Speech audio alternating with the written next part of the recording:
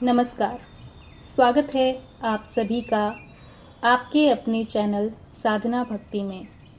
आज हम आपके लिए निर्जला एकादशी के व्रत की कथा, उसके पूजन विधि और उस व्रत का महत्व क्या है उसके बारे में बात करेंगे।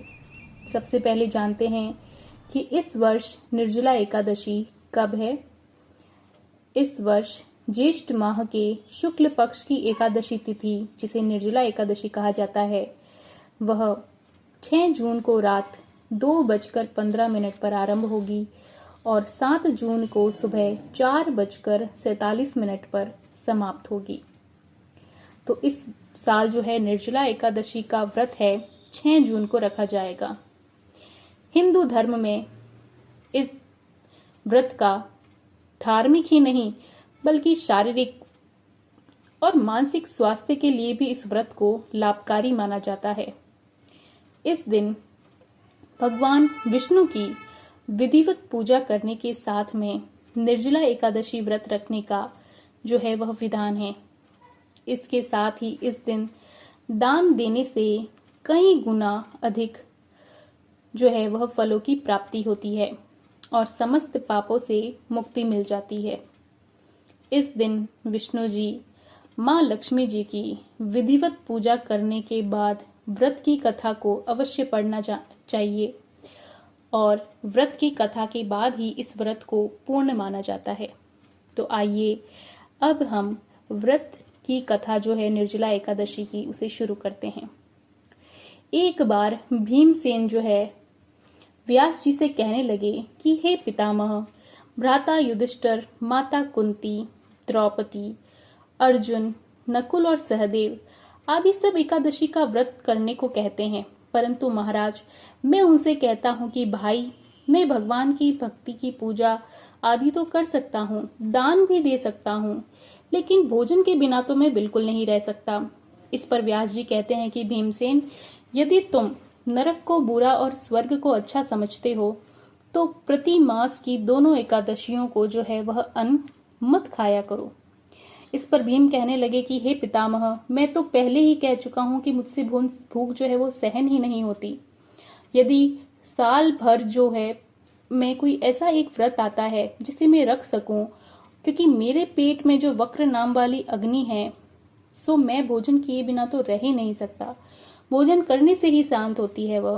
तो इसलिए पूरा उपवास को क्या आप एक समय की भी बिना भोजन किए करना जो ठीक कठिन है।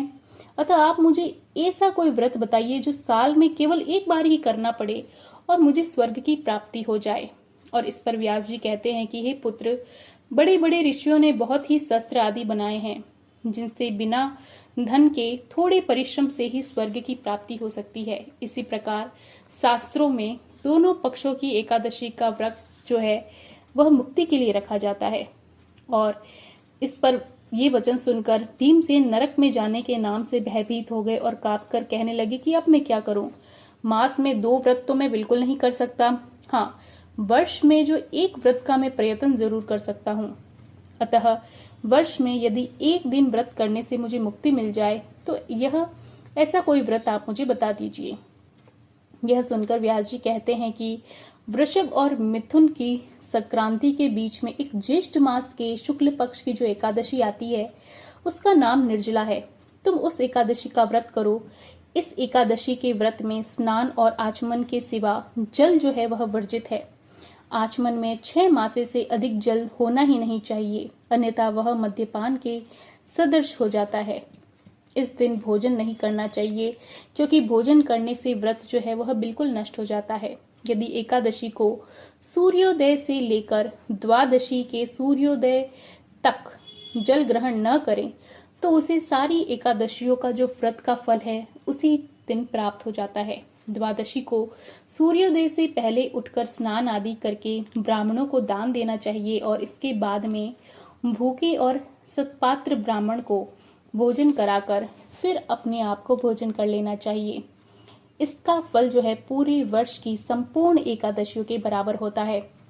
व्यास जी इस पर कहने लगे कि हे भीमसेन, यह मुझको स्वयं भगवान ने बताया है। एकादशी का जो है पुण्य समस्त तीर्थों और दानों से अधिक है। केवल एक दिन मनुष्य को निर्जल रहने से पापों से मुक्त हो जाता है। और जो मनुष्य निर्जला एकादशी का व्रत करते हैं, उनकी मृत्यु के समय यमदूत आकर उन्हें घेरते नहीं हैं, बल्कि भगवान के पार्षद उन्हें पुष्पक विमान में बिठाकर स्वर्ग ले जाते हैं।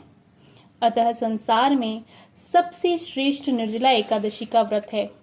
इसलिए प्रयत्न के साथ में इस व्रत को करना चाहिए।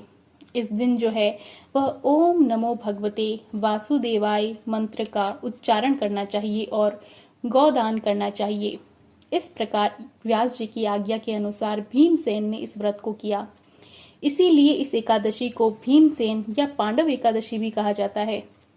निर्जला व्रत करने से पूर्व भगवान से प्रार्थना करें कि हे भगवान, आज मैं निर्जला का व्रत करता हूँ या करती हूँ, दूसरे दिन भोजन करूंगी।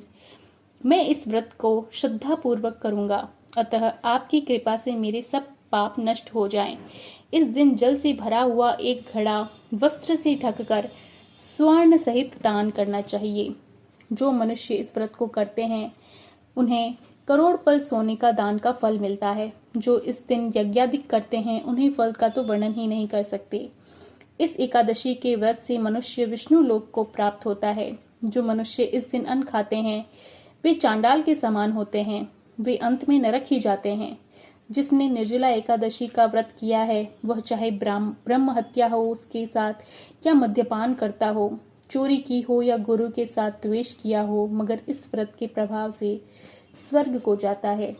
हे कुंती पुत्र, जो पुरुष या स्त्री श्रद्धा पूर्वक इस व्रत को करते हैं, उन्हें अग्रलिखित कर्म करने चाहिए। प्रथम भगवान की पूजा, फिर गौदान, ब्राह्मणों को मिष्टान और दक्षिणा देनी चाहिए। जल से भरे कलश का दान अवश्य करना चाहिए। निर्जला के दिन अन्न, वस्त्र, जूता आदि का दान भी करना चाहिए। जो मनुष्य भक्ति पूर्वक इस कथा को पढ़ते या सुनते हैं, उन्हें निश्चय ही स्वर्ग की प्राप्ति होती है। इस प्रकार यह कथा यहीं समाप्त होती है।